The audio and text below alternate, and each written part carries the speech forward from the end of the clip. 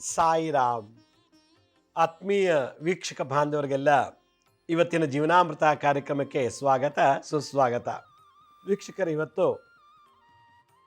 ಭಾಳ ವಿಶೇಷವಾದಂಥ ಸಬ್ಜೆಕ್ಟ್ ಬಗ್ಗೆ ಮಾತಾಡ್ತಾ ಇದ್ದೀನಿ. ನಿನ್ನೆ ಶನಿವಾರದ ಲೈವ್ ಕಾರ್ಯಕ್ರಮದಲ್ಲಿ ಯಾರೋ ಒಬ್ಬರು ಹೇಳಿದ್ರು, ನಮ್ಮ ಮನೆ ಮುಂದೆ ಹುಣ್ಣಿಮೆ ಅಮಾವಾಸ್ಯೆಲೆಲ್ಲ ಮಾಟ ಮಂತ್ರ ಮಾಡಿ ತಂದು ಹಾಕ್ತಾರೆ ಅಂಥೇಳಿ. ಕೆಲವರು ಹೇಳಿದ್ರು, ಮಗಳಿಗೆ 25 ವರ್ಷ, ಅವಳಿಗೆ ಸರಿಯಾಗಿ ಮಾತು ಬರ್ತಿಲ್ಲ, ಅವಳನ್ನ ಕಂಟ್ರೋಲ್ ಮಾಡೋದೇ ಕಷ್ಟ ಆಗಿಬಿಟ್ಟಿದೆ ಅಂಥೇಳಿ ಶಿವಮೊಗ್ಗದಿಂದ ಒಬ್ಬರು ಕಾಲ್ ಮಾಡಿದರು. ಇನ್ನೊಬ್ಬರು 2 ಮಕ್ಕಳು ಕೂಡ ರಾತ್ರಿ ಹೊತ್ತು ಅಲ್ಲಿ ಕಡಿತಾರೆ, ಸರಿಯಾಗಿ ನಿದ್ದೆ ಮಾಡೋದಿಲ್ಲ ಅಂಥೇಳಿ ಕಾಲ್ ಮಾಡಿದರು. ಇದೆಲ್ಲ ನೋಡಿದಾಗ ಈಗ ರಾತ್ರಿ ಹೊತ್ತು ಮಕ್ಕಳು ಹಲ್ಲು ಕಡಿತವೆ, ನಿದ್ಗಣ್ಣಲ್ಲಿ ಮಾತಾಡ್ತಾರೆ ಅಂದರೆ ಎಲ್ಲೂ ಔಷಧಿ ಕಂಡಿಡ್ದಿಲ್ಲ. ಹಲ್ಲು ಕಡಿಕೆ ಅಥವಾ ಹಲ್ಲು ಕಡಿಬಾರ್ದು ಅನ್ನೋದಕ್ಕೆ ಔಷಧಿ ತಯಾರಿ ಇಲ್ಲ. ಬೆಚ್ಚಿಬೀಳೋದು, ಒಬ್ಬೊಬ್ಬರೇ ಮಾತಾಡೋದು ಮಲಗಿದ್ದಾಗ, ಇದಕ್ಕೆ ಎಲ್ಲೂ ಮಾತ್ರೆ ಕೊಡೋಕ್ಕೆ ಸಾಧ್ಯ ಇಲ್ಲ. ಕೊಟ್ಟರೆ ಸ್ಲೀಪಿಂಗ್ ಟ್ಯಾಬ್ಲೆಟ್ಸ್ ಕೊಡ್ತಾರೆ, ಮಲಗಿಸ್ತಾರೆ. ಮಲಗಿದ್ದಾಗಲೇ ಅವ್ರು ಮಾತಾಡೋದು, ನಿದ್ಗಣ್ಣಲ್ಲಿ ಮಲಗಿದಾಗಲೇ ಅಳೋದು, ಮಲಗಿದಾಗಲೇ ಕಿರ್ಚೋದು. ಇಷ್ಟೆಲ್ಲ ಅದು ಕೂಡ ಕೆಲವೊಂದು ಸಮಸ್ಯೆಗೆ ಔಷಧಿ ಕಂಡಿಡಿದಿಲ್ಲ. ಇಂಗ್ಲೀಷ್ ಔಷಧಿ ಕೊಡ್ತಾರೆ, ಸೈಡ್ ಎಫೆಕ್ಟ್ ಜಾಸ್ತಿ ಆಗ್ತಾ ಇದೆ. ಯಾಕಂದರೆ ಆ್ಯಂಟಿಬಯೋಟಿಕ್ಸ್ ಕೊಡ್ತಾರೆ, ಸ್ಟಿರಾಯ್ಡ್ಸ್ ಕೊಡ್ತಾರೆ, ಯಾವುದೋ ಮೆಡಿಸಿನ್ಸ್ ಕೊಡ್ತಾರೆ. ಆಯುರ್ವೇದ ಔಷಧಿ ಕೊಡ್ತಾರೆ, ಸೈಡ್ ಎಫೆಕ್ಟ್ ಇಲ್ಲ, ಬಟ್ ಲೇಟಾಗಿ ಕ್ಯೂರ್ ಆಗುತ್ತೆ. ಹೋಮಿಯೋಪತಿ ಎಲ್ರಿಗೂ ಅಡ್ಜಸ್ಟ್ ಆಗಲ್ಲ. ನಾಟಿ ವೈದ್ಯ, ಮನೆ ವೈದ್ಯ ಅಂಥೇಳಿ ಏನೋ ಕೆಲವು ಕೊಡ್ತಾರೆ, ಅದು ಕೆಲವ್ರಿಗೆ ಅಲರ್ಜಿ ಆಗ್ತದೆ. ಆದ್ದರಿಂದ ಕೆಲವು ಕಾಯಿಲೆ ಔಷಧಿಗಳು ಇದ್ದರೂ ಕೂಡ ವಾಸಿ ಆಗ್ತಿಲ್ಲ. ನೋಡಿ ಹೆಂಗಿದೆ ಇದು. ಅಲೋಪತಿ, ಹೋಮಿಯೋಪತಿ, ಆಯುರ್ವೇದ, ಯುನಾನಿ, ಮನೆಮದ್ದು, ನಾಟಿ ಔಷಧಿ, ಗಿಡಮೂಲಿಕೆಯಿಂದ ಏನೋ ಮಾಡಿ ಎಲ್ಲ ಥರ ಇದೆ. ಔಷಧಿ ತೊಗೊಂಡ್ರೂ ಮೈ ಎತ್ತುತ್ತಾ ಇಲ್ಲ. ಆ ಔಷಧಿನೇ ಅಡ್ಜಸ್ಟ್ ಆಗ್ತಿಲ್ಲ ನನಗೆ. ಒಂದು ನಮ್ಮ ಜಾತಕದಲ್ಲಿ ಶಾಪಗಳಿತ್ತು ಅಂದರೆ, ಶಾಪ ಇತ್ತು ಅಂದರೆ ಔಷಧಿ ಶಾಪನ್ನು ಕಂಪ್ಲೀಟಾಗಿ ಮುಗಿಯೋವರೆಗೂ ಔಷಧಿ ಮೈಯತ್ತಲ್ಲ. ಶಾಪ ಕಂಪ್ಲೀಟಾಗಿ ಮುಗಿಯೋವರೆಗೂ ನಾವು ಯಾತ್ರೆ ಜಾತ್ರೆ ಮಾಡಿದ್ರೆ ಹೋಗಲ್ಲ. ಇದು ಒಂದು. ಎರಡನೇದು, ಇವತ್ತು ನಮ್ಮ ಆಫೀಸಲ್ಲೂ ಶತ್ರು, ವ್ಯಾಪಾರದಲ್ಲೂ ಶತ್ರು, ಮನೆ ಮುಂದುಗಡೆ ಒಬ್ಬ ಶತ್ರು, ಮನೆ ಎಡಭಾಗದಲ್ಲಿ, ಬಲಭಾಗದಲ್ಲಿ, ಹಿಂಭಾಗದಲ್ಲಿ ಎಲ್ಲ ಶತ್ರುಗಳು. ಇದಕ್ಕೆ ಯಾವ ಆಸ್ಪತ್ರೆಗೆ ಹೋದರೆ ನಮ್ಗೆ ಶತ್ರು ದೋಷ ನಿವಾರಣೆ ಆಗುತ್ತೆ. ಎದುರುಗಡೆ ಮನೆ ತುಂಬ ತೊಂದರೆ ಕೊಡ್ತಾನೆ, ಅವ್ನಿಗೇನು ಮಾಡ್ಬೇಕು? ನಾನು ಅವನ ಪರವಾಗಿ ಔಷಧಿ ತಗೊಳ್ಳ, ಇಂಜೆಕ್ಷನ್ ಹಾಕಿಸ್ಕೊಳ್ಳ, ಅಥವಾ 2 ಬಾಟ್ಲು ಗ್ಲುಕೋಸ್ ಹಾಕಿಸ್ಕೊಳ್ಳ? ನನ್ನ ಉದ್ಯೋಗದಲ್ಲಿ ಆಫೀಸಲ್ಲೇ ಶತ್ರುಗೆ ಯಾವ ಟಾನಿಕ್, ಯಾವ ಇಂಜೆಕ್ಷನ್ ತೊಗೋಬೇಕು? ವ್ಯಾಪಾರ ಮಾಡ್ತಾ ಇದ್ದೀನಿ, ಬಟ್ಟೆ ವ್ಯಾಪಾರನೋ, ದಿನಸಿ ವ್ಯಾಪಾರನೋ, ಏನೋ ಒಂದು ವ್ಯಾಪಾರ ಮಾಡ್ತಾ ಇದ್ದೀನಿ.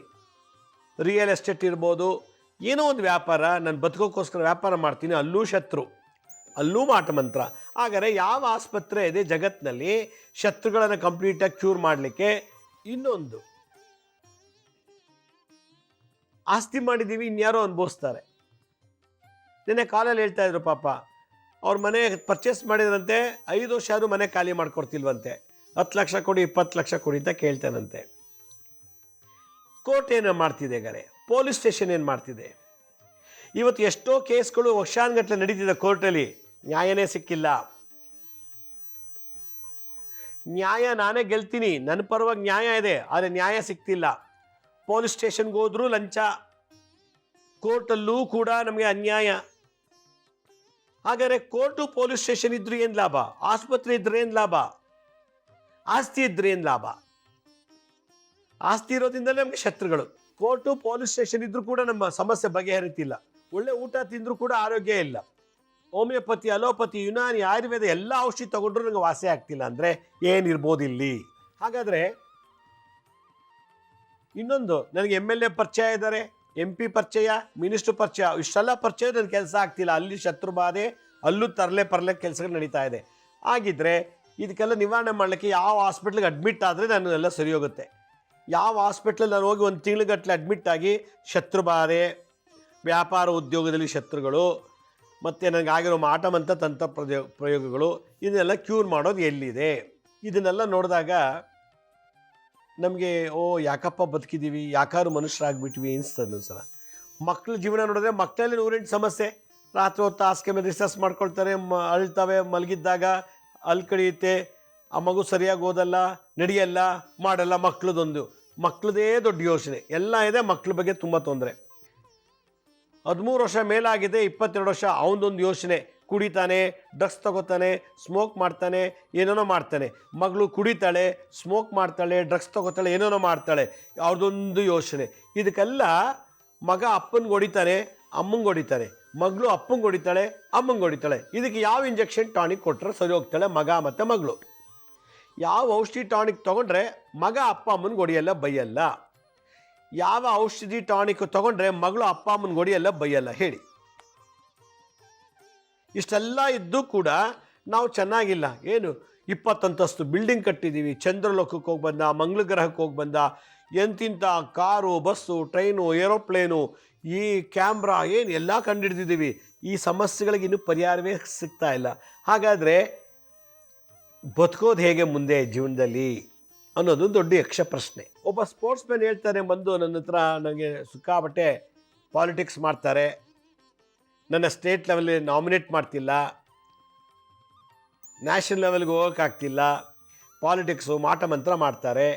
ನೋಡಿ, ಒಬ್ಬ ವ್ಯಕ್ತಿ ಬೆಳೆಸೋಕ್ಕೂ ಕೂಡ ನಮ್ಮಲ್ಲಿ ಮಾಟ ಮಂತ್ರ ಮಾಡ್ತಾಯಿದ್ವಿ, ಬೆಳಿಬಾರ್ದು ಅಂತೇಳಿ. ಒಬ್ಬ ಆರ್ಟಿಸ್ಟ್ ಕಂಡ್ರಾಗಲ್ಲ. ನಾನಾ ದ್ವೇಷ ಅಸೂಯೆಗಳು ತುಂಬಿರೋ ಈ ಸಮಾಜದಲ್ಲಿ ನಾನೊಬ್ಬ ಸರಿಯಾಗಿದ್ದರೆ ನಡೆಯೋಕ್ಕಾಗಲ್ಲ. ನಾನು ಕಾಮ, ಕ್ರೋಧ, ಲೋಭ, ಮಾನು ತುಂಬ್ಕೊಂಡು ಬದುಕಬೇಕೀಗ. ಯಾಕೆ ಅಂತಂದರೆ ಇಡೀ ಸಮಾಜನೇ ಕಲ್ಮಶ ಆದಾಗ ನಾನು ಪ್ಯೂರಿಟಿ ಇದ್ರೆ ಒಪ್ಕೊಳ್ಳಲ್ಲ ಸಮಾಜ. ನಾನು ಅವ್ರ ಥರನೇ ಆಗಬೇಕು. ಕಳ್ಳನ ಜೊತೆ ಕಳ್ಳನ ಥರನೇ ಆಗಬೇಕು ನಾನು. ಕುಡ್ಕನ ಜೊತೆ ಕುಡ್ಕನ ಥರನೇ ಇರಬೇಕು. ನಾನು ಸ್ವಲ್ಪ ವಿಶೇಷವಾಗಿದ್ದೀನಿ ತಾನೇ, ನಾನು ಬೆಳಗ್ಗೆ ಬಿಡಲ್ಲ.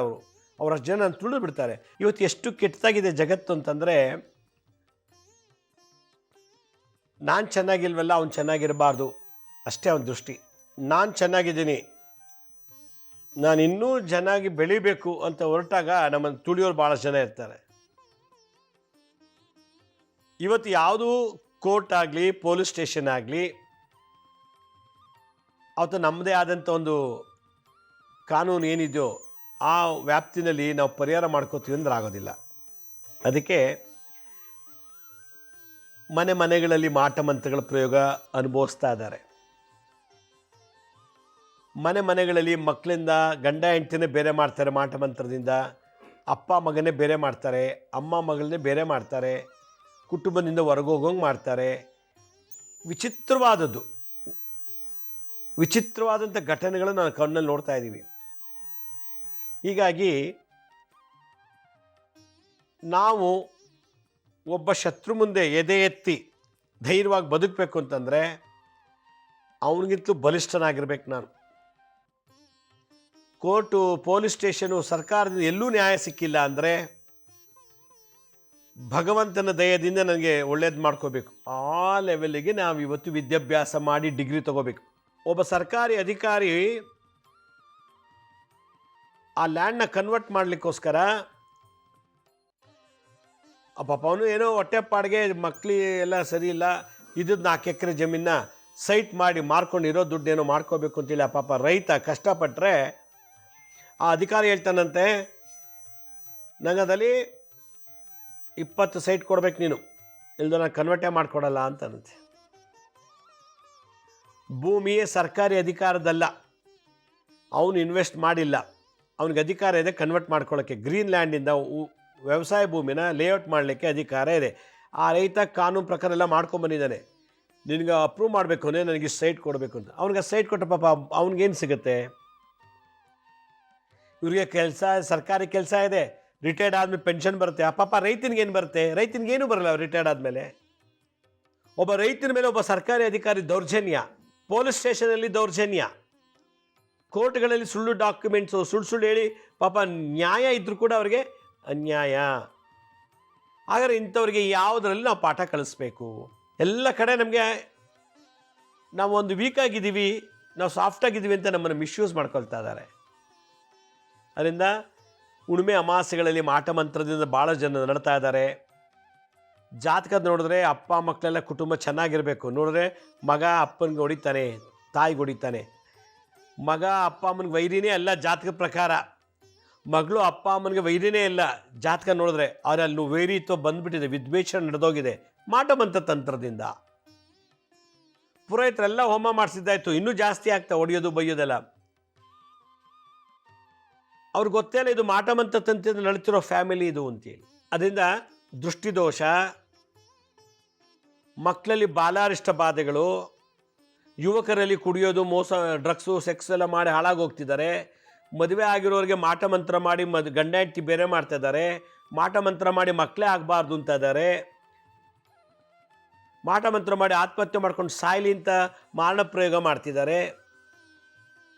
ಆಸ್ತಿ ವಿಚಾರದಲ್ಲಿ ಮಾಟಮಂತ್ರ ತಂತ್ರ, ಹುಡುಗಿ ವಿಚಾರದಲ್ಲಿ ಮಾಟಮಂತ್ರ ತಂತ್ರ, ಹುಡುಗನ ವಿಚಾರದಲ್ಲಿ ಮಾಟಮಂತ್ರ ತಂತ್ರ, ಯಶಸ್ವಿ ಆಗಬಾರ್ದು ಅಂಥೇಳಿ ಮಾಟಮಂತ್ರ ತಂತ್ರ ಪ್ರಯೋಗ ನಡೀತಾ ಇದೆ. ಇದಕ್ಕೆ ಯಾವ ಇಂಜೆಕ್ಷನ್ ಟಾನಿಕ್ ಜಗತ್ತಲ್ಲಿಲ್ಲ. ಎಷ್ಟೋ ಜಾತ್ರೆ ಮಾಡಿದ್ರು ಕೂಡ ಪರಿಹಾರ ಆಗ್ತಿಲ್ಲ. ಶಬರಿಮಲೆಗೆ ಹೋಗ್ಬಿಟ್ಟು ಅಯ್ಯಪ್ಪನ ಹತ್ರ ಹೋಗಿ ಪ್ರಾರ್ಥನೆ ಮಾಡಿದ್ರೆ ಅವ್ನು ಮಾಟಮಂತ್ರ ತೆಗೆಯೋ ದೇವರೆಲ್ಲ ಶಬರಿಮಲೆ ಅಯ್ಯಪ್ಪ. ತಿರುಪತಿ ಶ್ರೀನಿವಾಸನ ಹತ್ರ ಹೋಗ್ಬಿಟ್ಟು ನನಗೆ ಮಾಟಮಂತ್ರ ಚೌಡಿ ಪ್ರಯೋಗ, ಚಂಡಿ ಪ್ರಯೋಗ, ವಾರಾಹಿ ಪ್ರಯೋಗ ತೆಗಿ ಅಂತ ಯಾಕಂದರೆ ಅದು ಶ್ರೀನಿವಾಸನ ಡಿಪಾರ್ಟ್ಮೆಂಟೇ ಅಲ್ಲ, ಅದೆಲ್ಲ ಬೇರೆಯವ್ರ ಡಿಪಾರ್ಟ್ಮೆಂಟು.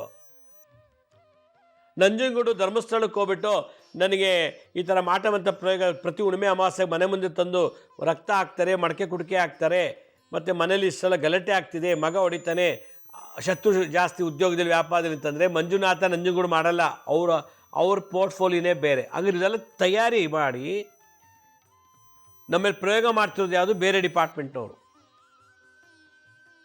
ಹಾಗಾದರೆ ತಿರುಪತಿ ಶ್ರೀನಿವಾಸ, ನಂಜನಗೂಡು, ಮಂಜುನಾಥೇಶ್ವರ, ಧರ್ಮಸ್ಥಳದವರು, ಶಬರಿಮಲೆ ಇವಕ್ಕೆಲ್ಲ 20 ಸಲ ಹೋದೆ ಶಬರಿಮಲೆಗೆ ಅಂತಲೇ ಅವ್ನಿಗೆ ಇನ್ನೂ ಮಾಟಮಂತ್ರ ಪ್ರಯೋಗ ಮನೇಲಿ ನಡೀತಾನೇ ಇದೆ. 2 ತಿಂಗಳು ತಿರುಪ್ತಿಗೆ ಹೋಗಿ ಬರ್ತೀನಿ ಅಂತಾನೆ ಅವನ ಮೇಲೆ ಇನ್ನೂ ಮಾಟಮಂತ್ರ ಪ್ರಯೋಗ ನಡೀತಾ ಇದೆ. ಧರ್ಮಸ್ಥಳಕ್ಕೆ ಹೋಗಿ ಬರ್ತೀನಿ ಅಂತಾನೆ ಮಾಟಮಂತ್ರ ತಂತ್ರ ಪ್ರಯೋಗ ನಡೀತಾನೇ ಇದೆ. ನಂಜನಗೂಡು ಹೀಗೆ ಒಳ್ಳೊಳ್ಳೆ ಜಾತ್ರೆ ಮಾಡ್ತಾರೆ, ಮಾಟಮಂತ್ರ ಪ್ರಯೋಗದಲ್ಲಿ ನಡೀತಾನೆ ಇದ್ದಾರೆ. ಹಾಗಾದರೆ ಮಾಟಮಂತ್ರ ತಂತ್ರ ತೆಗೆಯುವಂಥ ದೇವತೆಗಳನ್ನ ಹೋಗ್ತಿಲ್ಲ, ಅದೇ ದೊಡ್ಡ ತಪ್ಪಾಗಿರೋದು. ಈಗ ಆ ಥರ ಆಸ್ಪತ್ರೆಗೆ ಹೋಗ್ಬೇಕು ನಾವು, ಮಾಟಮಂತ್ರ ತೆಗೆಯೋ ಆಸ್ಪತ್ರೆಗೆ ಹೋಗಬೇಕು. ತಿರುಪತಿ, ಧರ್ಮಸ್ಥಳ, ಶಬರಿಮಲೆ, ರಾಮೇಶ್ವರ ಎಲ್ಲರೂ ಆಗ್ತಿಲ್ಲ. ಅಲ್ಲಿಗೆ ಹೋಗ್ಬೇಕಾದ್ರೆ ಕ್ಷುದ್ರ ದೇವತೆಗಳ ಹತ್ರ ಹೋಗ್ಬೇಕು ನಾವು, ಸಾಫ್ಟ್ ಆಗಿರೋ ದೇವತೆ ಹತ್ರ ಹೋಗೋಕ್ಕಾಗಲ್ಲ. ದುಷ್ಟಗ್ರಹಗಳನ್ನು ಒಡೆದೋಡಿಸುವಂಥದ್ದು, ಐಲಿ ಸ್ಟಿರಾಯ್ಡ್, ಐಲಿ ಆ್ಯಂಟಿಬಯೋಟಿಕ್ ಇರುವಂಥ ಆಸ್ಪತ್ರೆಗೆ ಹೋಗಿ ಸೇರ್ಬೇಕು ನಾವು. ಆಗ ನಮಗೆ ಅದು ಪರಿಹಾರ ಪಟ್ಟಂತ ಸಿಗುತ್ತೆ. ಅದಕ್ಕೆ ಈ ವಿಶ್ವಾವಸು ಸಂವತ್ಸರ ಅಂದರೆ ಈಗ ಮಾರ್ಚ್ 18ನೇ ತಾರೀಕು ಅಮಾವಾಸ್ಯೆ, 19ರಿಂದ ಹೊಸ ವರ್ಷ ಪ್ರಾರಂಭ, ಮಾರ್ಚ್ 2026. ಇಷ್ಟು ವರ್ಷ ಈ 2025 ಭಾಳಷ್ಟು ಜನ, ಕೋಟ್ಯಾಂತರ ಜನ ಮಾಟಮಂತ್ರದಿಂದ ನರಳಿಬಿಟ್ಟಿದ್ದಾರೆ. ಚೆನ್ನಾಗಿದ್ದಾನೆ ಅಂದ್ಬಿಟ್ಟು ಮತ್ತೆ ಹೋಗೋದು ಪೂಜೆ ಮಾಟಮಂತ್ರ ಮಾಡಿಸೋದು. ಓ ಚೆನ್ನಾಗೇ ಇದ್ದಾನಲ್ಲ, ಇನ್ನೂ ಅವನಿಗೆ ಕೈ ಹೋಗಿಲ್ಲ, ಕಾಲು ಹೋಗಿಲ್ಲ, ಕಣ್ಣು ಹೋಗಿಲ್ಲ ಅಂತ ಮತ್ತೆ ಹೋಗಿ ಅವ್ನು ಪುನಃ ಪದೇ ಮಾಟಮಂತ್ರ ಮಾಡಿಸ್ತಾ ಇರೋದು. ಇದಕ್ಕೊಂದು ವಿರಾಮ ಕೊಡಬೇಕು. ಆದ್ದರಿಂದ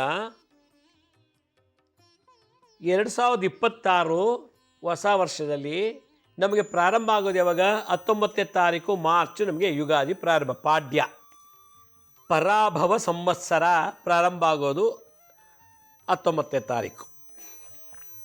ಅದ್ರ ಹಿಂದೆ ಅಮಾವಾಸ್ಯೆ, ಹಳೆ ವರ್ಷ, ವಿಶ್ವಾವಸು ಸಂವತ್ಸರದ ಹಳೆ ವರ್ಷ.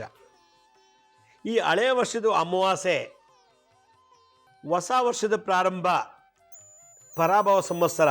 ವಿಶ್ವಾವಸು ಪರಾಭವ ಸಂವತ್ಸರ ಸಂಧಿಕಾಲದಲ್ಲಿ ಅಮಾವಾಸ್ಯೆ ದಿವಸ ನಾವು 21 ವೆರೈಟಿ ಕಾಳಿಯರು, ಕಾಳಿ, ಮಹಾಕಾಳಿ, ಭದ್ರಕಾಳಿ, ದಕ್ಷಿಣಕಾಳಿ, ಸ್ಮಶಾನಕಾಳಿ, ಉಗ್ರಕಾಳಿ, ಗುಹ್ಯಕಾಳಿ, ಚಂಡಿಕಾಳಿ, ಸಿದ್ಧಿಕಾಳಿ, ಅಘೋರಕಾಳಿ, ಘೋರಕಾಳಿ, ಅಮೃತಕಾಳಿ, ಹೀಗೆ 21 ವೆರೈಟಿ ಕಾಳಿಯರು, 12 ವೆರೈಟಿ ಶಾಂತಾದುರ್ಗ, ಶೂಲಿನಿ ದುರ್ಗ, ವನದುರ್ಗ, ಬ್ರಾಹ್ಮಿ ದುರ್ಗ, ವಿಜಯದುರ್ಗ ಅತೀತ 12 ವೆರೈಟಿಯು, ಭೈರವಿ, ಕಮಲಾದೇವಿ, ಧೂಮಾವತಿ, ಭುವನೇಶ್ವರಿ, ಚಿನ್ನಮಸ್ತಾದೇವಿ, ಷೋಡಶಿ, ರಾಜಮಾತಂಗಿ, ಬಗಳಾಮಕಿ ಮತ್ತು ತ್ರಿಪುರ ಸುಂದರಿ, ತಾರಾದೇವಿ, ಇವರೆಲ್ಲ ಅಲ್ಲದೆ 40 ವೆರೈಟಿ ಪ್ರತ್ಯಂಗಿರಾ ದೇವಿಯರನ್ನ ಆ ಯುಗಾದಿ ಅಮಾವಾಸ್ಯೆ ದಿವಸ ಆವಾಹನೆ ಮಾಡಿ, ಹೋಮ ಮಾಡಿ ನಿಮ್ಮ ಕೈಯಲ್ಲೇ ತಂತ್ರಗಳನ್ನು ಮಾಡಿಸಿ ನಿಮ್ಮಲ್ಲಿ ಮಾಡಿಸೋರು ಎಲ್ಲ ಇಷ್ಟು ವರ್ಷ ಮಾಡಿಸೋರು ಎಲ್ಲ ಥರ ಬಾನಾಮತಿ, ಚಂಡಿ, ಚೌಡಿ, ಶತಚಂಡಿ ಪ್ರಯೋಗ ಏನೇನು ಮಾಡಿದ್ರು, ರಕ್ತ ಕಾಟೇರಿ, ಈ ಥರದ್ದೆಲ್ಲ ಪ್ರಯೋಗಗಳನ್ನು ಅವತ್ತು ಬಿಡಿಸಿ ಬಿಡುಗಡೆ ಮಾಡುವಂಥ ಒಂದು ಕಾರ್ಯಕ್ರಮವನ್ನು ನಾವು ಬೆಂಗಳೂರಿನಲ್ಲಿ 18ನೇ ತಾರೀಕು ಯುಗಾದಿ ಅಮಾವಾಸ್ಯೆ ವಿಶೇಷವಾದಂಥ ಮಹಾಪ್ರತ್ಯಂಗಿರ ಪೂಜಾ ಯಾಗ ಮಾಡ್ತಾಯಿದ್ದೀವಿ. ಮಾರ್ಚ್ 18ನೇ ತಾರೀಕು ಹಳೆಯ ವರ್ಷದ ಕೊನೆಯ ದಿನ, ಹೊಸ ವರ್ಷದ ಪ್ರಾರಂಭ ದಿನ. ಆ ಸಂಧಿ ಸಮಯದಲ್ಲಿ ಅಮಾವಾಸ್ಯೆ ದಿವಸ ಇಷ್ಟೆಲ್ಲ ದೇವತೆಗಳು ನಾನು ಏನೇನು ಹೇಳಿದ್ನೋ ಅವನ್ನೆಲ್ಲ ಆವಾಹನೆ ಮಾಡಿ ಹೋಮ ಮಾಡಿ ನಿಮ್ಮ ಕೈಯಲ್ಲೇ ತಂತ್ರಗಳು ಮಾಡಿಸೋದು ಮುದ್ರಾ ಮಂತ್ರದಿಂದ. ನಿಮ್ಮಲ್ಲಿ ಏನೇನಿದೆಯೋ ಅದೆಲ್ಲ ಮಾನಮತಿ ಪ್ರಯೋಗ ಆಗಿರ್ಬೋದು, ರಕ್ತ ಕಾಟೇರಿ, ಆದಿ ಕಾಟೇರಿ, ಜಲಕಾಟೇರಿ, ನೀಲಕಾಟೇರಿ, ಅಗ್ನಿ ಕಾಟೇರಿ, ವನಕಾಟೇರಿ, ಯಕ್ಷಿಣಿ ಪ್ರಯೋಗ, ಇಂದ್ರಜಾಲ, ಮಹೇಂದ್ರಜಾಲ, ಮೋಡಿ, ಕಟ್ಟು ಪ್ರಯೋಗಗಳು ಏನಾರಾಗಿತ್ತು ಅಂದರೆ ವಾರಾಹಿ ಪ್ರಯೋಗ, ಚಂಡಿ ಪ್ರಯೋಗ, ಚೋಡಿ ಪ್ರಯೋಗ, ಶತಚಂಡಿ ಪ್ರಯೋಗ, ಪ್ರತ್ಯಂಗಿರ ಪ್ರಯೋಗ, ಕಾಳಿ ಪ್ರಯೋಗ, ಉತ್ತಿಷ್ಟ ಚಂಡಾಳಿ ಪ್ರಯೋಗ, ಚಿನ್ನಮಸ್ತಾದೇವಿ ಪ್ರಯೋಗ, ಭೈರವಿ ಪ್ರಯೋಗ, ಭೈರವ ಪ್ರಯೋಗ, ಶರಬೇಶ್ವರ, ನರಸಿಂಹ ಪ್ರಯೋಗ, ಈಗ ಏನೇನಾಗಿದೆಯೋ ನಿಮಗೆ ಇದುವರೆಗೂ ಅದನ್ನೆಲ್ಲ ಆ 18ನೇ ತಾರೀಕು ಅಮಾವಾಸ್ಯೆ ದಿವಸ ನಿಮ್ಮ ಕೈಯಲ್ಲೇ ತೆಗೆಸಿ ಅದನ್ನೆಲ್ಲ ತೆಗೆದು ಬಿಡುಗಡೆ ಮಾಡಿಕೊಡುವಂಥ ಕಾರ್ಯಕ್ರಮ ನಮ್ಮ ಶಿರಡಿ ಸಾಯಿ ಭಿಕ್ಷಾ ಕೇಂದ್ರ ವತಿಯಿಂದ ಮಾಡ್ತಾಯಿದ್ದೀವಿ ಬೆಂಗಳೂರಿನಲ್ಲಿ 18ನೇ ತಾರೀಕು. ಇದಕ್ಕೆ ನೋಂದಣಿ ಮಾಡ್ಕೊಳ್ಳೋದು ಹೇಗಪ್ಪ ಅಂತಂದರೆ SPTT.in ಅಂತ ನಾವು ಸ್ಕ್ರೀನ್ ಮೇಲೆ ತೋರಿಸ್ತೀವಿ ನೋಡಿ, SPTT.in ಅಂತ ಇದಕ್ಕೆ ಲಾಗಿನ್ ಆಗಿ ನೀವು ಎನ್ರೋಲ್ ಮಾಡ್ಕೋಬೇಕು. ನಾವು ಇದಕ್ಕೆ ನೀವೇ ಇದನ್ನು ಹೋಮ ಮಾಡ್ತೀವಿ ಅಂದರೆ ಪ್ರತ್ಯಂಗಿರ ಯಾಗ, ಕಾಳಿ ಯಾಗ, ದುರ್ಗಿ ಯಾಗ ಮಾಡ್ತೀವಿ ಅಂದರೆ ಲಕ್ಷಾಂತರ ರೂಪಾಯಿ ಕೊಡಬೇಕು. ನಾವು ಕೇವಲ ಒಬ್ರಿಗೆ 2500 ರೂಪಾಯಿ ಚಾರ್ಜ್ ಮಾಡಿ ಅದನ್ನೆಲ್ಲ ನಾವೇ ಕೊಡ್ತೀವಿ. ಕಿಟ್ಟು, ತಂತ್ರ ಮಾಡಲಿಕ್ಕೆ ಕಿಟ್ಟು, ಯಂತ್ರಕ್ಕೆಲ್ಲ. ನೀವು ಅದನ್ನು ಅವತ್ತಿನ ದಿವಸ ತೊಗೊಂಡು ನಾವು ಹೇಳೋ ಮಂತ್ರಗಳು ಹೋಮದಲ್ಲೆಲ್ಲ ಭಾಗವಹಿಸಿ ತಂತ್ರ ಅದನ್ನು ನಿಮ್ಮಲ್ಲಿರೋ ಬಿಡುಗಡೆ ಮಾಡ್ಕೊಳ್ಳೋಂಥ ವಿಧಿವಿಧಾನ ನಾವು ಅವತ್ತು ಹೇಳ್ಕೊಡ್ತೀನಿ ನಾನು 18ನೇ ತಾರೀಕು. ಒಂದು ಸಿನಿಮಾಗೆ ಹೋದರೆ, ಒಂದು ಬಾರ್ಗೆ ಹೋದರೆ, ಅಥವಾ ಇನ್ನೆಲ್ಲೋ ಹೋದರೆ 2500 ರೂಪಾಯಿ ಹೆಂಗೆ ಹೊಟ್ಟೋಗುತ್ತೋ ಗೊತ್ತಿಲ್ಲ. ಲಕ್ಷಾಂತರ ರೂಪಾಯಿ ಕೊಡೋ ಬದಲು ನೀವು 2500 ರೂಪಾಯಿ ಕೊಟ್ಟು ನಮ್ಮ ಕಾರ್ಯಕ್ರಮಕ್ಕೆ ಪ್ರತ್ಯಂಗಿರ ಯಾಗಕ್ಕೆ ಯಾಕೆ ಬರಬಾರ್ದು, ಅಟೆಂಡ್ ಆಗಬಾರ್ದು? ಇಲ್ಲ ಅಂದರೆ ನೀವು ಲಕ್ಷಗಟ್ಟಲೆ ಆ ದೇವಸ್ಥಾನ, ಆ ಹೋಮ, ಈ ಪೂಜೆ ಅಂತ ದುಡ್ಡು ಇನ್ವೆಸ್ಟ್ ಮಾಡಿ ಇನ್ನೂ ನೀವು ಸಫರ್ ಪಡ್ತಿದ್ದೀರಾ. ಅದಕ್ಕೋಸ್ಕರನಾದರೂ ಈ ಒಂದು ಕಾರ್ಯಕ್ರಮದಲ್ಲಿ ಭಾಗವಹಿಸಿ ಆಮೇಲೆ ನೋಡಿ ಏನು ಪ್ರಾಬ್ಲಮ್ ಇತ್ತು, ಏನು ಹೋಯ್ತು ಅಂತ. ಈ ಕಾರ್ಯಕ್ರಮಕ್ಕೆ ಬರೋಕ್ಕೆ ಮುಂಚೆ ನಿಮ್ಗೆ ಏನೇನು ಪ್ರಾಬ್ಲಮ್ ಇದೋ ಬರೀರಿ. ಮಾಟ ಮಂತ್ರದ ಏನು ನರಳ್ತಾ ಇದ್ದೀರಿ, ಭೂತ ಪ್ರೇತಗಳ ಬಾಧೆಯಿಂದ ಏನು ನರಳ್ತಾ ಇದ್ದೀರಿ, ಪ್ರತ್ಯಂಗಿರ ಯಾಗಕ್ಕೆ ಭಾಗವಹಿಸಿ ತಂತ್ರನ ಮಾಡಿಸ್ಕೊಳ್ಳಿ. ಆಮೇಲೆ ಬಿಡುಗಡೆ ಆಗುತ್ತೋ ಇಲ್ವೋ ನೋಡಿ, ಆಮೇಲೆ ನೀವು ಹೆಂಗಿರ್ತೀರಾ ನೋಡಿ. ಪದೇ ಪದೇ ಮಾಡ್ತಿರೋ ಶತ್ರುಗೆ ಅವತ್ತೇ ಸಂಹಾರ ಆಗಬೇಕು. ಅವನು ನಮ್ಗೆ ಎಲ್ಲಿ ನ್ಯಾಯ ಇಲ್ವೋ ಅಲ್ಲಿ ನ್ಯಾಯ ಸಿಗಬೇಕು. ಆ ದೇವಿ ಶಕ್ತಿ. ಅದರಿಂದ 40 ವೆರೈಟಿ ಪ್ರತ್ಯಂಗಿರ ಹೋಮ ಮಾಡ್ತೀವಿ ನಾವು ಅವತ್ತು. ಆ ಮಂತ್ರ ಉಪದೇಶ, ತಂತ್ರ ಉಪದೇಶ ಎಲ್ಲ ಇದೆ. ಈ ಒಂದು ಕಾರ್ಯಕ್ರಮ 18ನೇ ತಾರೀಕು. ಇದರಲ್ಲಿ ಬರುವಂಥದ್ದು ದುಡ್ಡೇನಿದೆಯೋ ಅದು ಖರ್ಚೆಲ್ಲ ಕಳೆದು ಮಿಕ್ಕಿದ ದುಡ್ಡಲ್ಲಿ ನಾವು ಪಾಂಡುರಂಗ ದೇವಸ್ಥಾನ ಜೀರ್ಣೋದ್ಧಾರ, ಉಚಿತ ಅನಾಥಾಶ್ರಮ, ಉಚಿತ ವೃದ್ಧಾಶ್ರಮ, ಉಚಿತ ಗುರುಕುಲ, ಈ ಥರದ್ದೆಲ್ಲ ಕೆಲವು ಪ್ರಾಜೆಕ್ಟ್ ಮಾಡ್ಕೊಂಡಿದ್ದೀವಿ. ಅದಕ್ಕೆ ವಿನಿಯೋಗ ಆಗುತ್ತೆ. ನಿಮ್ಮಲ್ಲಿರೋ ದೋಷ ಕಳ್ಕೊಳ್ಳಿ. ಆ ಬಂದಿದ್ದ ದುಡ್ಡಲ್ಲಿ ನಾವು ದೇವಸ್ಥಾನಕ್ಕೆ, ಅನಾಥಾಶ್ರಮಕ್ಕೆ, ವೃದ್ಧಾಶ್ರಮಕ್ಕೆ ಯೂಸ್ ಮಾಡ್ತೀವಿ. ಅದರಿಂದ ಒಬ್ಬರಿಗೆ 2500 ರೂಪಾಯಿ ನಿಮ್ಮ ಬಂಧು ಮಿತ್ರರು ಎಲ್ರಿಗೂ ಹೇಳಿ. ಫ್ರೆಂಡ್ಸು ಯಾರ್ಯಾರು ನಳತಿದ್ರು ಮಾಟಮಂತ ತಂತ್ರ ಬಾಧೆಯಿಂದ, ಕೋರ್ಟು ಪೊಲೀಸ್ ಸ್ಟೇಷನ್ ಸಿಗದಿರುವಂಥ ನ್ಯಾಯ, ಅದೆಲ್ಲ ಅವತ್ತಿನ ಜಾತಿಗೆ ಆ ದೋಷ ತೆಗೆಸಿ ಆ ಗ್ರಹದ ಶಾಪ ನಿವಾರಣೆ ಮಾಡಿ ಆ ಮಾಟಮಂತ್ರ ಶಕ್ತಿ ತೆಗೆದುಹಾಕಿ ನಿಮಗೊಂದು ಒಳ್ಳೆ ಸನ್ಮಾರ್ಗದಲ್ಲಿ ನಡೆಸುವಂಥ ಬದುಕನ್ನು ನಡೆಸುವಂಥ ಒಂದು ಶಕ್ತಿ ಆ ಅಮಾವಾಸ್ಯೆ ದಿವಸ ನಿಮಗೆ ಪ್ರಾಪ್ತಿ ಆಗುತ್ತೆ. ಅದರಿಂದ ಇದು ಒಂದು ನಮ್ಮ ಕಡೆಯಿಂದ ನಿಮಗೆ ನಾವು ಮಾಡ್ತಿರೋ ಒಂದು ಸೇವೆ. ನೀವೇನು ಫ್ರೀ ಕೊಡಬೇಡಿ. ನಿಮ್ಮಲ್ಲಿರೋ ದೋಷ ಕಳ್ಕೊಳ್ಳಿ, ಅದು ಬರೋ ದುಡ್ಡನ್ನು ದಾನ ಮಾಡಿ ದೇವಸ್ಥಾನಕ್ಕೆ, ಅನಾಥಾಶ್ರಮಕ್ಕೆ, ವೃದ್ಧಾಶ್ರಮಕ್ಕೆ. ಇಷ್ಟೇ ನಮ್ಮ ವಿಷನ್, ಬೇರೆ ಏನೂ ಇಲ್ಲ. ನಾನೇನು 500 ವರ್ಷ ಬದುಕಲ್ಲ, ಕೋಟಿಗಳೇ ಮಾಡ್ಕೊಂಡು ನಾವೇನು ಮಿಡಲ್ಲ, ಇವತ್ತೆಲ್ಲ ನಾಳೆ ಸಾಯಬೇಕು. ಆದರೆ ಉಚಿತ ಅನಾಥಾಶ್ರಮ, ವೃದ್ಧಾಶ್ರಮ, ದೇವಸ್ಥಾನ ನಿರ್ಮಾಣಕ್ಕೆ ನಾವು ಫ್ರೀಯಾಗಿ ಕೇಳೋದು ಯಾರೂ ದುಡ್ಡು ಕೊಡೋಲ್ಲ. ಈ ಥರ ಒಂದು ಸೇವೆ ಮಾಡ್ತೀವಿ, ನಿಮಗೂ ಒಳ್ಳೇದಾಗಲಿ, ಆ ಬರೋ ದುಡ್ಡಲ್ಲಿ ನಮ್ಮ ದೇವಸ್ಥಾನಕ್ಕೂ ಆಶ್ರಮಕ್ಕೂ ಒಳ್ಳೇದಾಗಲಿ ಅಂತ ಮಾಡ್ತಾಯಿದ್ದೀವಿ. ಬೇರೆ ಏನು ಬಿಸ್ನೆಸ್ ಇಲ್ಲ ಇಲ್ಲಿ. ಆದ್ದರಿಂದ ಈ ಒಂದು ಕಾರ್ಯಕ್ರಮ ಬೆಂಗಳೂರಿನಲ್ಲಿದೆ. ಮಧ್ಯಾಹ್ನ 4 ಗಂಟೆಗೆ ನಾವು ಸಂಕಲ್ಪ ಶುರು ಮಾಡ್ತೀವಿ. ಸಂಕಲ್ಪ 4 ಗಂಟೆಗೆ ನೀವು ಬೆಳಗ್ಗೆ ಎದ್ದು ಸ್ನಾನ ಮಾಡಿ, ತಿಂಡಿ ಮಾಡಿ, ಊಟ ಮಾಡಿಕೊಂಡು 4 ಗಂಟೆಗೆ ನಾವು ಹೇಳೋ ಸ್ಥಳಕ್ಕೆ ಬಂದುಬಿಟ್ರೆ ನಾವೇ ಎಲ್ಲ ಕೊಡ್ತೀವಿ. ಕಿಟ್ಟು ತೊಗೊಂಡು ನಾವು ಹೇಳೋ ಮಂತ್ರ ತಂತ್ರ ಎಲ್ಲ ಮಾಡಬೇಕು, ಹೋಮದಲ್ಲಿ ಭಾಗವಹಿಸಬೇಕು. ಎಲ್ಲನೂ ಮಾಡಿ ನಿಮಗೆ ಅಲ್ಲಿ ಹಿಡ್ದಿರೋದೆಲ್ಲ ಬಿಡ್ಸ್ ಕಳಿಸ್ತೀವಿ ನಾವು 18ನೇ ತಾರೀಕು ರಾತ್ರಿ. ಇದು ನಮ್ಮ ಕಾರ್ಯಕ್ರಮ. ಇದು ನಮ್ಮ ಸಂಸ್ಥೆಯ ವತಿಯಿಂದ ಸಮಾಜಕ್ಕೆ ಮಾಡ್ತಿರೋ ಒಂದು ಸಣ್ಣ ಅಳಿಲು ಸೇವೆ. ಎರಡನೇದು, ನಾವು 1ನೇ ತಾರೀಕಿನಿಂದ ಯೂಟ್ಯೂಬ್ನಲ್ಲಿ ಇನ್ಮೇಲೆ ಎಲ್ಲ ಕಾರ್ಯಕ್ರಮಗಳನ್ನು ಕೊಡ್ತಾ ಬರ್ತೀವಿ. ಇನ್ಮೇಲೆ ಯೂಟ್ಯೂಬ್ನಲ್ಲಿ ನೀವು ನೋಡ್ತಾ ಇದ್ದರೆ ಒಂದೊಂದು ಒಳ್ಳೊಳ್ಳೆ ಎಪಿಸೋಡ್ಸ್ನ ಮಾಡಿ ಯೂಟ್ಯೂಬ್ನಲ್ಲಿ ಅಪ್ಲೋಡ್ ಮಾಡ್ತೀವಿ. ಅದರಿಂದ ಇನ್ಮೇಲೆ ಎಲ್ಲರೂ ನಿಮಗೆ ಬಿಡು ಸಿಕ್ಕಿದಾಗ ಯೂಟ್ಯೂಬ್ನಲ್ಲಿ ಶಿರಡಿ ಸಾಯಿ ಭಿಕ್ಷಾ ಕೇಂದ್ರ ಅಂತ ಒಂದು ಯೂಟ್ಯೂಬ್ ಚಾನಲ್ ಇದೆ. ಈ ಶಿರಡಿ ಸಾಯಿ ಭಿಕ್ಷಾ ಕೇಂದ್ರ ಯೂಟ್ಯೂಬ್ ಚಾನಲ್ನಲ್ಲಿ ನಾವು ಒಳ್ಳೊಳ್ಳೆ ಎಪಿಸೋಡ್ಸ್ನ, ಕ್ಷೇತ್ರಗಳ ಪರಿಚಯ, ತಂತ್ರಯಂತ್ರಗಳನ್ನು ಮುದ್ರಾ ಮಾಡೋದು, ಈ ಥರದ್ದೆಲ್ಲ ವಿಶೇಷವಾದಂಥ ಥೆರಪಿಗಳನ್ನು 1ನೇ ತಾರೀಕಿನ ಯೂಟ್ಯೂಬಲ್ಲಿ ಅಪ್ಲೋಡ್ ಮಾಡ್ತಾ ಬರ್ತೀವಿ. ಅಲ್ಲಿ ಪ್ರತಿ ಎಪಿಸೋಡು ನೋಡ್ಬೋದು. ಯಾರಿಗೆ ಅಪಾಯಿಂಟ್ಮೆಂಟ್ಸ್ ಬೇಕಿದೆಯೋ ಅವ್ರಿಗೆ www.lakshmishrivas.in ಅಂತ ಹೇಳಿ ಲಾಗಿನ್ ಆಗಿ ನೀವು ಯಾವ ಡೇಟ್ಗೆ ಆ ಟೈಮ್ಗೆ ಅಪಾಯಿಂಟ್ಮೆಂಟ್ ತೊಗೋಬೋದು ಅಂತ ಹೇಳ್ತಾ ಇವತ್ತಿನ ಸಂಚಿಕೆಯನ್ನು ಮುಗಿಸ್ತೀನಿ. ಎಲ್ರಿಗೂ ನಮಸ್ಕಾರ. ಸಾಯಿರಾಮ್.